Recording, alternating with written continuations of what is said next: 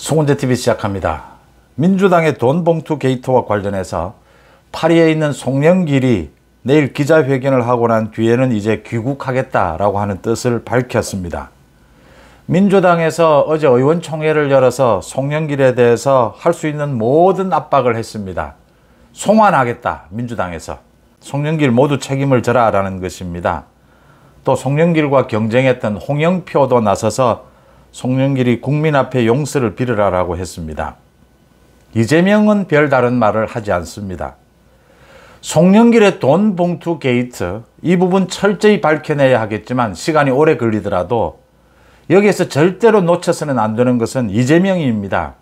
송영길과 이재명의 관계, 이재명이 지금 송영길의 등을 떠밀어서 자신의 사법 리스크는 물타기를 해보려고 하는 이 이재명의 의도를 정확하게 간파를 하고 대처해야 된다라고 하는 점입니다. 지금 이게 내로남불입니다.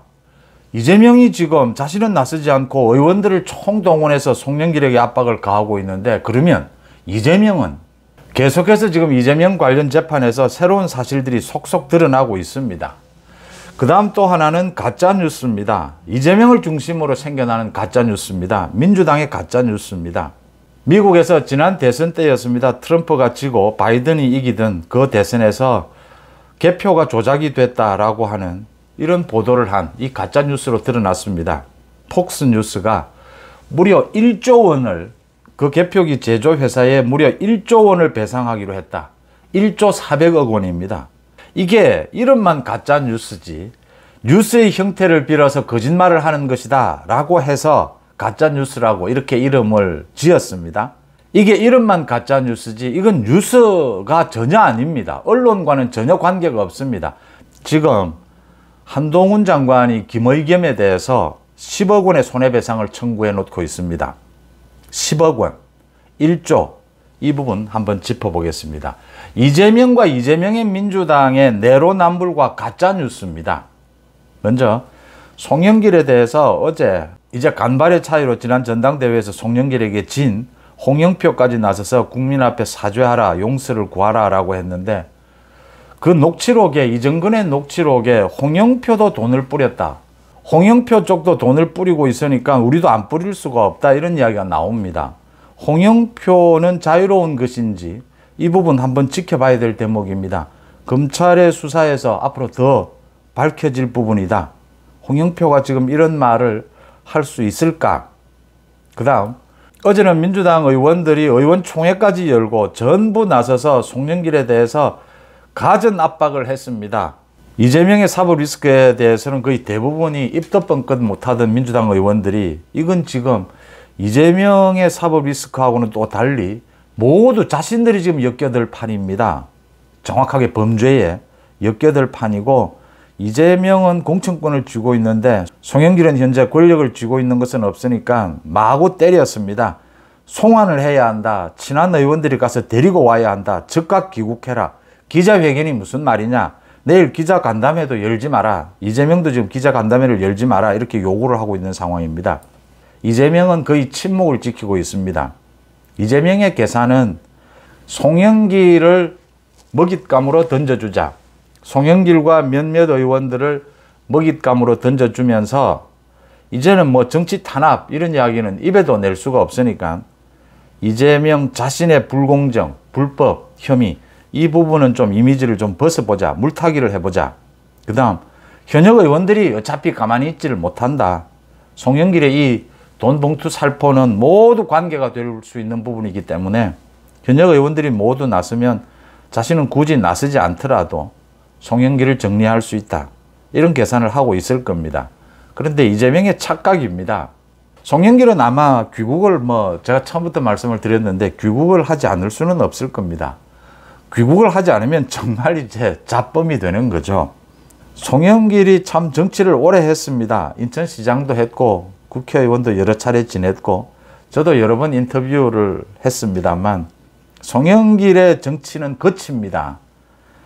이재명과 송영길을 비교하면 이재명은 아마 송영길이 3년 동안, 지난 3년 동안 그렇게 친구로서 서로 많은 것을 주고받았지만 이재명은 범죄를 저지르면서 이 범죄가 나중에 재판까지 갈 거라는 걸 예상하고 치밀하게 모든 것을 증거인멸하고 모두 입을 맞춥니다. 성남FC가 대표적인 경우입니다.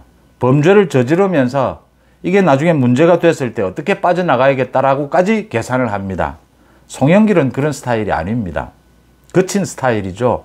아마 이재명이 보기에는 송영길이 대책이 없어 보일 겁니다. 그래서 송영길을 등을 떠밀어도 송영길이 당할 수밖에 없을 것이다. 이재명은 이런 계산을 하고 있는 겁니다. 송영길이 결국은 뭐 들어오지 않을 수는 없을 겁니다. 들어오게 되면 지금 정계 은퇴냐 탈당이냐를 고민하고 있다라고 하는데, 송영길이 그런 정도까지 고민을 했다면 송영길은 지금 이재명의 뜻대로 이런 식으로 자신이 모두 덮어쓰고 가게 되면 송영길은 정계 은퇴뿐만이 아니라 완전히 자연인으로서의 생활도 끝납니다. 정치인으로서도 목이 날아가는 것은 물론이고 자연인으로서도 모두 끝장납니다. 송영길은 여기에서 이재명에 대해서 이제 빚을 내놔라. 송영길 자신의 지역구까지 물려주지 않았습니까? 자신의 지역구까지 물려줬는데 이재명이 이럴 수가 있느냐. 당연히 송영길의 이 돈봉투 게이트는 철저히 밝혀내야 하겠지만, 이재명이 이 부분에 대해서 자유로운 듯이 내로남불이죠. 이재명이 뭐 대단하게 공정하게 일을 처리하는 듯이 말은 하지 않고 있지만 의원들을 앞세워서 송영길이 반발해야 한다라고 보이고 반발할 것이다. 또 하나 중요한 것은 검찰의 수사입니다. 몇몇 의원으로 끝나지 않습니다. 지금 뭐 명단이 돌고 있는 거로는 30명, 40명입니다. 현역 의원만 그 정도입니다. 당직자들, 대의원들까지 포함을 하면 그 숫자는 어마어마할 것이다 라고 하는 겁니다. 송영길이 지난해 말에 8.15 출국할 때부터 이재명과 송영길은 그 당시에는 이정근이가 이미 체포된 상황이었습니다. 이런 상황들을 예상을 했다. 그 다음 이재명, 송영길 서로 지금 네가 덮어 써라 라고 하는 상황이고, 송영길은 이재명에게 섭섭하다 이런 상황이 되어 있을 겁니다. 이 송영길의 돈봉투 게이트, 이걸 보는 시각은 국민의힘에서 엊그제부터는 잘 대처를 하고 있습니다. 송영길이 핵심이지만 또 송영길보다 더 중요한 핵심이 이재명입니다. 송영길이 모든 책임을 진다면 그 다음 이재명의 사법 리스크는, 이재명은 지금 이재명의 계산은 이걸 겁니다. 의원이 몇 명 되지 않으면 두세 명의 정도 의원은 체포동의안에서 보호를 하고 자신도 제2의 체포동의안이 넘어오면 자신도 부결을 시킨다, 이런 전략일 건데, 의원이 10명, 20명이 되면 이재명의 계산대로 될 수 있겠느냐. 지금의 초점은 송영길이 국내에 들어와서 이제 자신이 어떤 형식으로 책임을 지느냐도 지켜봐야겠지만 송영길과 이재명과의 결탁, 이 관계에 집중해야 될 때다, 이런 말씀을 드립니다. 이재명과 관련돼서는 여러 가지 재판이 진행 중에 있기 때문에 지금 새로운 사실들이 계속 드러나고 있습니다. 이 송영길의 돈봉투 게이트, 여기에 좀 묻히는 경향이 있는데, 먼저 백현동 부분입니다. 백현동의 김인섭이가 핵심 인물이죠. 브로커 김인섭이가 옥중에서 자신의 지인에게 보낸 편지 여러 장이 공개가 됐습니다. 그 편지에 보면 성남도시개발공사가 이 백현동 사업에서 왜 빠지게 됐는지 편지에서 자세하게 나옵니다. 그러니까 성남도시개발공사는 유동규가 본부장으로 있던 곳이었죠. 유동규가 백현동 사업에도 참여하고 싶었는데 이재명이 참여하지 못하도록 했다. 김인섭 때문이었다. 김인섭이 이재명에게 로비를 해서 성남도시개발공사는 빠지고 이제 백현동 사업을 민간업자에게 모두 다 주는 방식으로 해서 이 민간업자는 3천억 원대의 개발 이익을 얻었다. 이런 내용들이 재판 과정에서 드러나고 있습니다. 또 하나 좀 기가 찬 일은 김만배 재판입니다. 김만배 재판에서 재판부가 김만배에게 자신의 혐의와 관련된 부분은 거부권을 행사할 수 있다. 말하지 않아도 된다. 진술 거부권을 행사해라. 이렇게 이야기를 했습니다. 재판부가 이렇게 거부권을 행사하라 이렇게 이야기하는 경우는 거의 없습니다. 이 재판부가 오죽했으면 재판을 받는 피고인에게, 김만배에게 진술 거부를 해도 된다 이 말을 했겠습니까? 김만배의 말이 모두 거짓말이고 앞뒤가 맞지 않기 때문입니다. 재판부가 이야기합니다. 하는 말이 지금 앞뒤가 하나도 맞지를 않는다. 아예 그런 이야기 할 바에는 거부권을 행사해라. 이 지금 재판부가 오죽하면 비꼰 겁니다. 김만배의 지금 재판에서의 진술은 앞뒤 말이 전혀 맞지를 않습니다. 지금 천화동인 1호도 유동규 측이다라고 했다가 아니다, 그게 거짓말이었다, 사실은 자신이다라고 이야기를 했고, 뭐 유동규 등과 함께 의형제를 맺은 일이 없다라고 이야기를 했고, 전부 지금 말을 뒤집고 있는 겁니다. 그러니까 재판부에서 아예 김만배의 말은 가치가 없다, 판사가 김만배에게 거부권을 차라리 행사해라 라고 이야기하는 이런 코미디 같은 일이 벌어졌습니다. 이 부분입니다. 이재명이 송영길의 등을 떠밀어서 좀 자신의 사법 리스크를 물타기 해보려고 하는 것은 이재명이 지금 버텨야 하거든요. 공천권을 쥐고 당대표로 버텨야 이재명의 측근들, 김만배를 비롯해서 이화영, 정진상, 김용 모두 지금 재판에서 검찰 조사에서 버텨간다라고 하는 겁니다. 이재명이 흔들리게 되면, 이재명이 당대표직에서 쫓겨나게 되면, 또는 당대표직을 그대로 유지하더라도 만약 구속이 된다면 이 측근들이 심경이 굉장히 흔들릴 수 있다고 하는 겁니다. 이재명이 가장 자신 있게 어느 자리에서나 이야기하는 게 그 부분입니다. 나는 2018년에 그 선거에서 자신이 거짓말을 해서 선거법 위반이 됐는데도 대법원에 가서 무죄 판결을 받았다. 경기도지사 하면서 일주일에 2번씩이나 재판정에 나갔지만, 법원에 재판을 받으러 나갔지만 그걸 이겨냈다. 대선 후보가 됐다. 자신은 지금 이 대장동 비리나 성남FC 이 비리들도 모두 이겨내고 다음 대통령 선거에 나갈 수 있다라고 계속 이재명은 이야기를 합니다. 자신의 측근들에 대해서 버텨라 라고 하는 사인이죠. 시그널이죠. 이재명이 무너져야 검찰 수사가 속도를 낼 수 있다. 지금 버티고 있는, 입을 다물고 있는 이재명 측근들에 대한 이 속도를 낼 수 있다라고 하는 겁니다. 이게 연관이 되어 있다, 연동이 되어 있다라고 하는 점에서 송영길이 학교에, 감옥에 가야 된다면 이재명은 당연히 송영길 그 전에 이재명은 가야 한다라고 하는 점, 이 점을 엊그제부터는 국민의힘도 이 부분을 부각을 시키고 있습니다. 방향이 옳다 이렇게 보입니다. 그 다음 제가 뭐 이건 여러 번 말씀을 드리는 부분입니다. 이 가짜뉴스, 2020년 미국 대선에서 개표 조작, 폭스뉴스가 보도를 했습니다. 개표가 조작이 됐다. 그래서 트럼프의 지지자들이 무기를 들고 무장을 하고 국회의사당으로 난입하기도 했습니다. 개표기 제조업체에 이 가짜뉴스를 퍼뜨린 폭스뉴스가 7억 8,750만 달러, 1조 400억 원입니다. 배상하기로 합의를 했습니다. 미국에서는 수십억, 수백억 가짜뉴스에 배상을 하는 경우가 흔히 있습니다. 미국처럼 표현의 자유, 언론의 자유를 광범위하게 인정하고 있는 나라는 전 세계에서 거의 없습니다. 미국이 유일하다 할 정도입니다. 그런 미국에서 가짜뉴스만은 절대로 용납하지 않는다. 그것도 구속을 시키는 것에서 더 나아가서 경제적으로 거의 가짜뉴스를 퍼뜨린 언론사는 또 한 개인은 완전히 패가망신시킵니다. 경제적으로도. 1조 원을 배상하기로 합의했다라는 겁니다.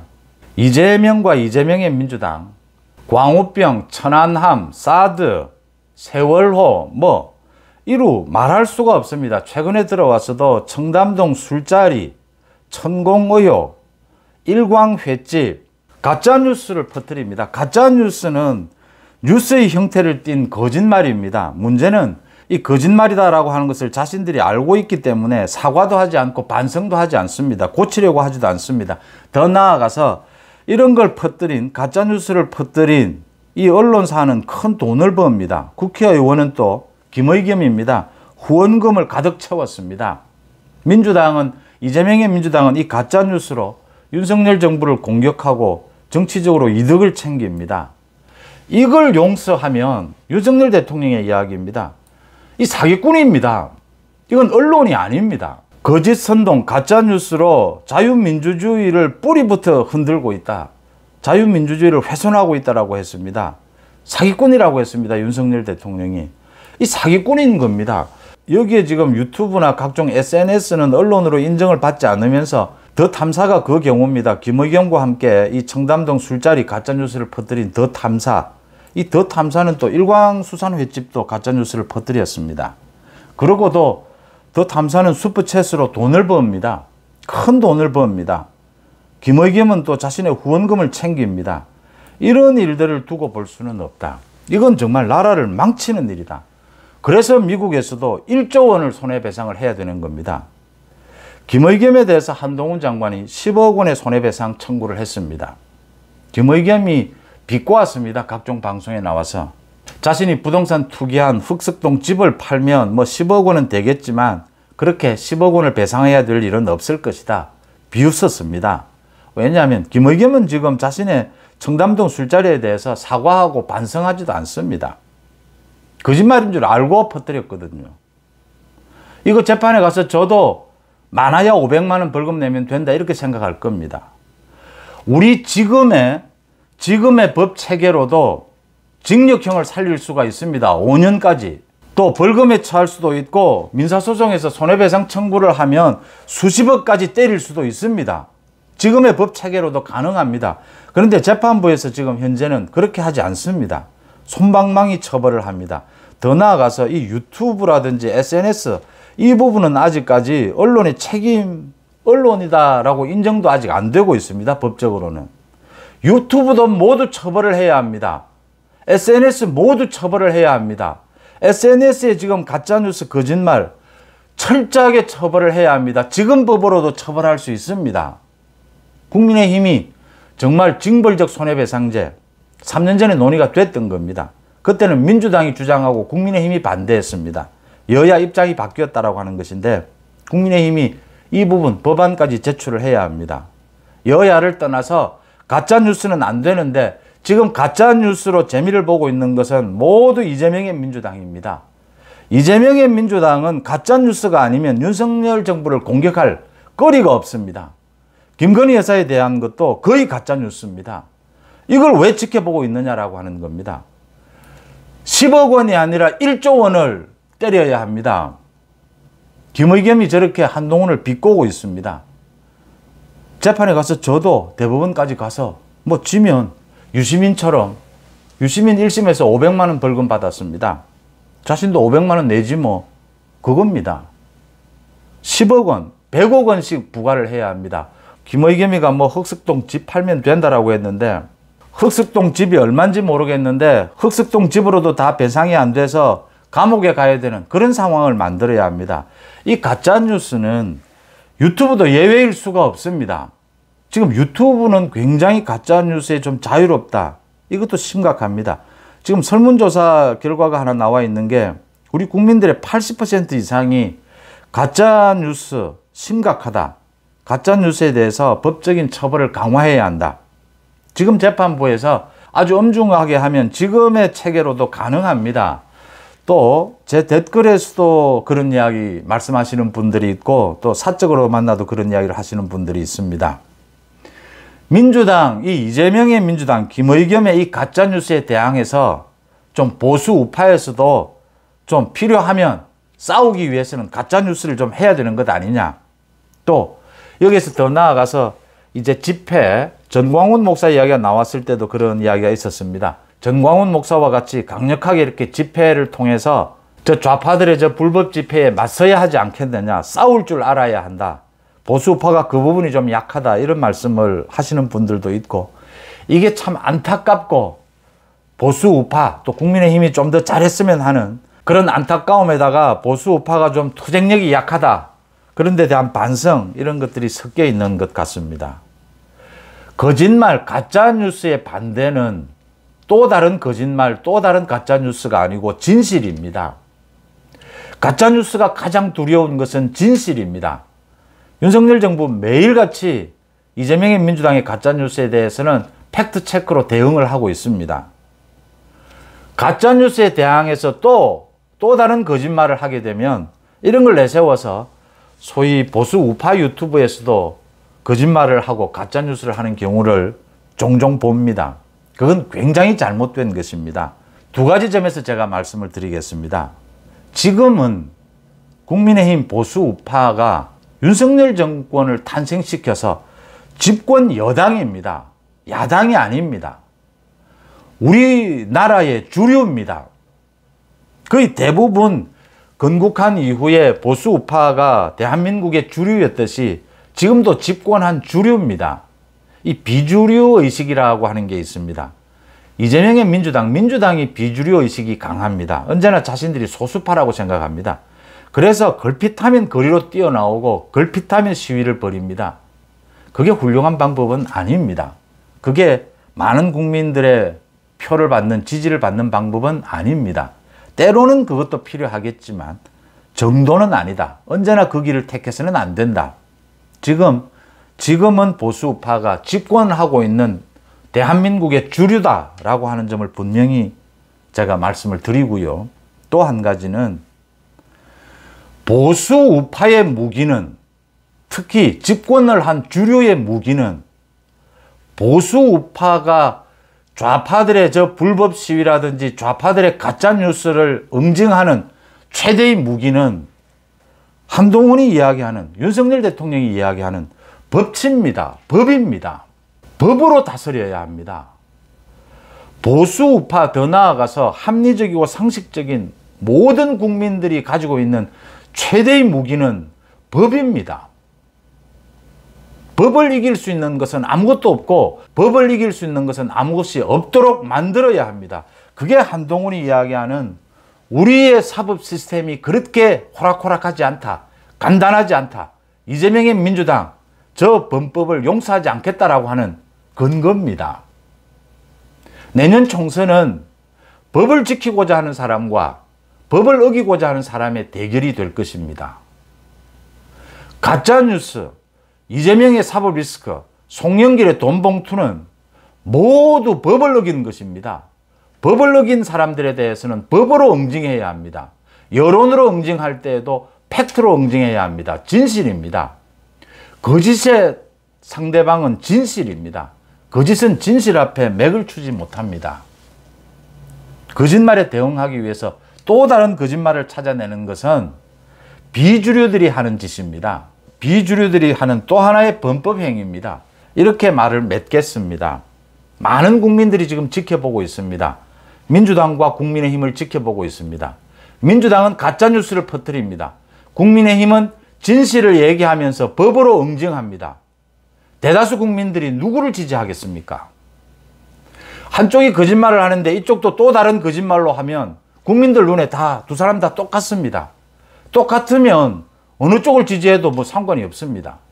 그런데 한쪽은 거짓말로 대응하지 않고 진실로 대응하고 법으로 응징한다면 당연히 대한민국 국민 대부분이 진실을 앞세우고 법을 앞세우는 쪽에 지지를 보내게 될 것입니다. 그건 너무나 상식적인 일이다, 이렇게 생각을 합니다. 여러분들은 어떻게 보십니까? 고맙습니다.